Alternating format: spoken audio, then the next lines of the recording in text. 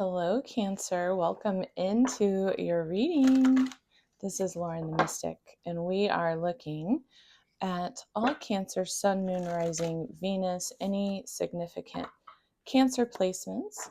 We are doing an energetic check-in and just tuning into the energies following that full moon in Leo and the Leo Lionsgate portal. It's a big period of time. Beautiful energy. We're going to pull all of the cards first, Cancer, so get comfortable. Welcome in. If you are new here, I believe that there is a message meant to find you. So pull up a chair and get your favorite beverage if you'd like.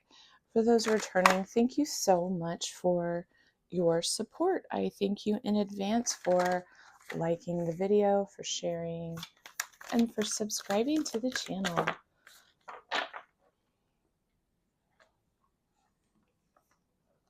All right, Cancer, you're getting extra cards today. We're going to pull one more from this Akashic Tarot deck. We're tuning into the soul growth. So the deeper messages. Oh, these cards just wanted to fly right out. Let's see if they come back out, okay? As I was saying, the Lionsgate portal can open us up into really potent periods of time. It's leading us right into eclipse season this year. We are going to have two new moons, two new moons in Virgo, one of which is going to be a partial solar eclipse. And it's going to really be working over that sign of Virgo in your chart. So you want to take a look at your birth chart to determine what house Virgo is for you in your chart, because it's going to be that area of life. Oh, goodness. That area of life that is truly getting worked over right now. All right, let's get some tarot messages for you for all these oracle cards. Spirit, show us clearly for Cancer, Sun, Moon, Rising, Venus, any significant Cancer placements. Show us about time for healing. Things are gaining momentum. All paths lead home. You're not for everyone. Winter and the karmic trench for Cancer. Show us clearly.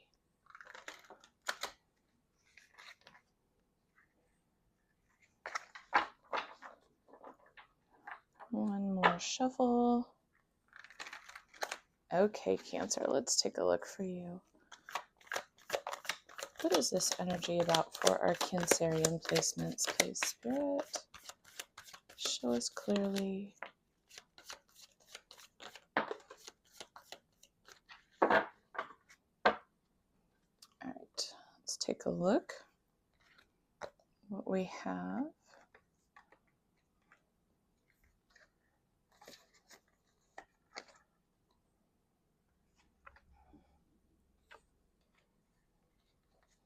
And what's underlying this?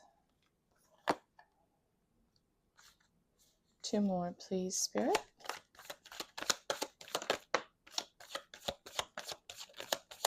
What's underlying this for Cancer?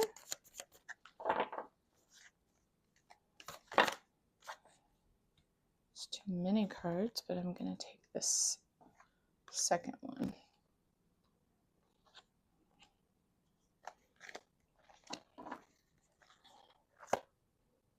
Yeah, okay. So I'm considering these, Cancer, here we're going to get started on your reading now. I'm considering these as informing the foundation, which is that you are moving on to calmer waters. You are seeking peaceful resolution, calmer shores, moving on from stress and worry, from difficulty. And that is being informed by both the King of Swords and the Knight of Cups. So a passionate new offer, a passionate new beginning, coming from a place of objectivity of being able to tune into your intuition and really infuse that higher perspective, the perspective of taking a moment to really tune in. You're infusing that into all your decision making here. So that's what's underneath the deck. As we said, the energy is gaining momentum. Well, so what energy is that, right? We have a time for healing. Well, we've got underlying this reading, the moon, the Empress, and the Ace of Cups. So again, really something that you're not quite sure how to nurture, this love that you truly wish and desire and hope for in your life. Something that feeds you, something you wish to grow, something that will become fertile. It feels more like an energy overall within your life rather than just one particular area of your life. It's about how can you bring the energy of the Empress, whether you are male or female, just holding that ability to divinely birth something, to create and nurture this passion space of the heart. So the current energies on deck, we have the Ace of Swords, the Seven of Cups, the Hierophant, Nine of Pentacles, Two of Pentacles. Your oracle cards, all paths lead home. Cancer, this is really about turning your gaze within. This time for healing is calling you to tune into the intuition, that King of Cups energy and Knight of Cups. What is passionately lighting up your heart? And intuitively, how do you know that this is true and right for you? What you want to build in your kingdom, what you know is the best action step to take, basically, all things considered. Oftentimes the King of Swords is considered making head over heart decisions, but I believe that the King of Swords is making his decisions based on not a dismissal of the heart space, but of tuning into all aspects, including his intuition and his connection into the spirit realm, and the ability that the King of Swords has to go higher, to see an objective position, perspective, and then make the decision based on that. So it's not a negation of the heart space, but rather taking into account what is best in the long run for everyone involved, everyone included. And this time of healing, Spirit's guiding you that you already know, you have that inner authority of wisdom within you. And that no matter which direction, no matter which choice you take, you are being guided from your heart towards your true north, right? There's not a misstep that you can take when it comes to the soul growth process. But when you tune into that inner wisdom, it will show you the way, like an internal compass, if you're listening. So, as I was saying, with facing your true north, this particular card is very much about doing just that. You're not for everyone means that not everyone is aligned with our particular energetic signature, right? Not everyone is going to be in our alignment. And so following your true north, allowing yourself to be really authentically who you are, and then those who are aligned with you automatically will mesh with your energetic vibration. They will automatically be attracted to you. But it can be difficult when we either fall out of alignment or begin to recognize that we're not in alignment with connections that are very meaningful to us and that we want to have with us on our journey. So there can be the pain of letting go what's not for us, or what's not in alignment. And that here seems to be the Six of Swords energy that's underlying the reading here. What maybe has been blocking the direction, the path, the type of relationships that you want to nurture and grow. So your next oracle cards from the Akashic Tarot deck, you've got Five of Forces in reverse, which is winter. So I feel like there's something that's in process, this healing process taking place for the next 6 months, really, until we get, it could be to the beginning of winter, it could be through winter season itself. So anywhere from now until December 21st, or now until March 19th, when spring equinox will take place. So something during the winter season will be resolved. And I feel that it has to do very much with the Four of Scrolls in reverse, which is the karmic trench. And we're just going to double check my work here, but I do believe that this particular card is very much about, it's a good card. Okay, so it's, if this was upright, Cancer, this would be you stuck in a karmic situation, in a karmic trench, basically, that you have to dig yourself out of. In reverse, this is indicating that you have all the tools and resources that you need to plant a brand new harvest, a brand new season in your life, that there could have been, or there might be still, some significant or sudden changes taking place in your life. It could relate to shifts in a very important relationship. This could be shifts in your career. This can also be financial difficulties and shifts. And no matter how difficult these situations seem, you right now are basically in the process to remove the karmic pattern that got you into whatever the situation may be. So this is sort of a card about accepting your own energetic accountability and then doing the work that it takes to dig yourself out of that karmic pattern, to take yourself out of the pattern, out of the difficulties, so that they don't continue to repeat again. So there is, though, this very fortuitous recognition with this, even though there's work involved here, that you have the freedom. You've got the choice. The power is in your hands. And no, the change won't happen overnight, Cancer. But with consistent work and effort and showing up, this is how you're consciously beginning to shift. Maybe you're setting up new job opportunities for yourself and pursuing those. Maybe you're shifting dynamics within your relationship. There's basically open opportunities, I just heard, open opportunities to overturn very significant. So this isn't just from this life, okay?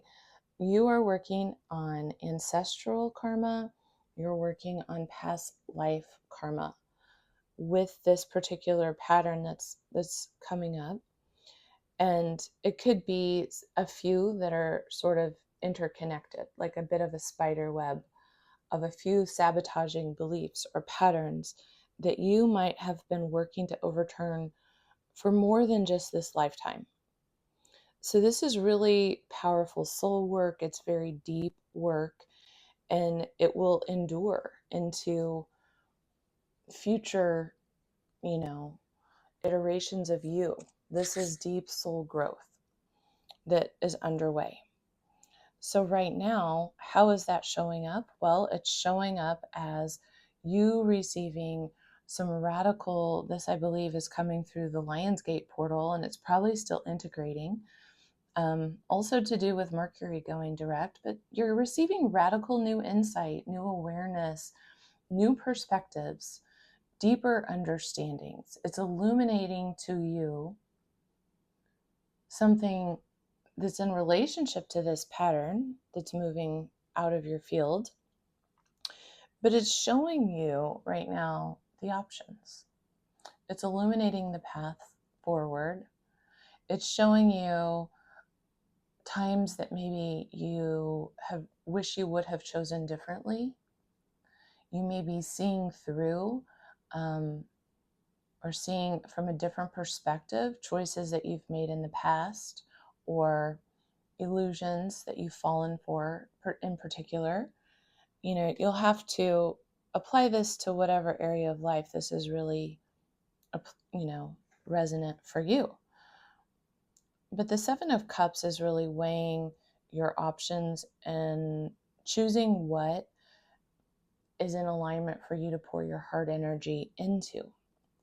And here at the center of this energy, we've got the Hierophant, which is again about your spiritual awakening, your spiritual awareness, you connecting into your intuition, tuning into your own sense of your higher power. But the Hierophant is sort of like the guide post that we all take with us about what matters truly to us at the end of the day.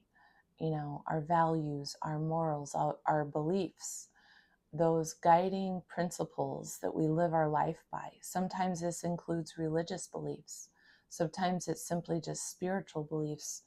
But it's about your integrity and living in alignment with your truth. It's also about that spiritual authority over self. So holding that yourself to a higher standard, and maybe it's relationships, maybe it's how you're showing up in the workspace, maybe you're advancing in your career and you're aligning yourself into your higher iteration that you know is always possible, but that you've never fully stepped into. And it's requiring that you embrace your authenticity as you do, knowing that you're not going to be for everybody, that not everything is going to be in alignment with your true north. But what you're doing here is you're following that guidance, you're following that intuition, that wisdom that's coming to you from within. And as you do, you've got your eye on the prize here. We've got beautiful Nine of Pentacle energy here, which is abundance on deck and options in abundance. So there might be options, there might be decisions that you're weighing, but this could also be you doing that shadow work, holding the polarity, the light and the dark, both sides, right? Because there's multiple courses of action we can always take. But where you're aiming yourself has much to do with this energy.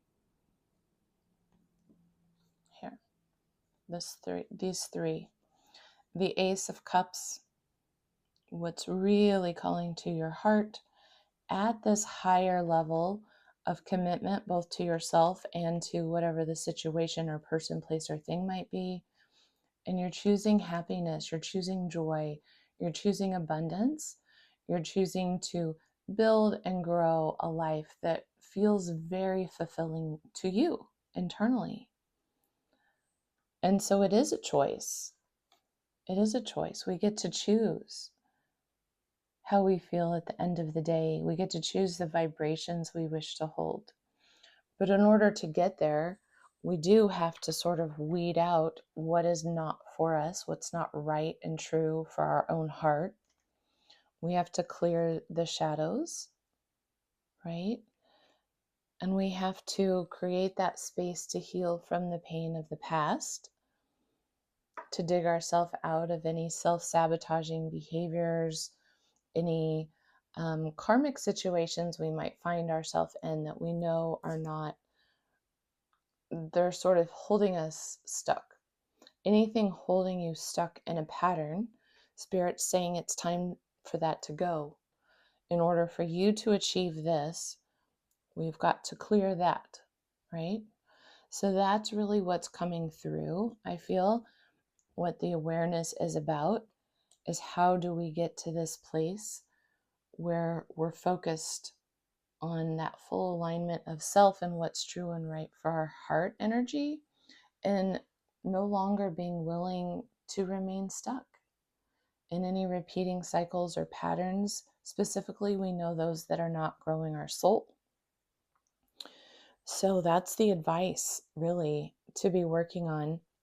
And I feel that whatever comes in through the Virgo new moons, Virgo is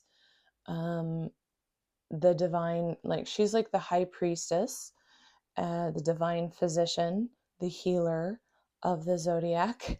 And Virgo is very detail oriented. So Virgo will get to the root of the problem. Virgo will be able to find what hasn't been able to be seen, that will be illuminated with the moon energy for you if you don't already know all the shadows that you are working through in order to clear. But this reading may be serving as an indicator for you to put your attention and awareness onto these repeating patterns, so that when we are moving through the eclipse cycle, that you can really receive that clearing. And during eclipses, that's not a time really in general for us to be working on our manifestations or very specific ritual work.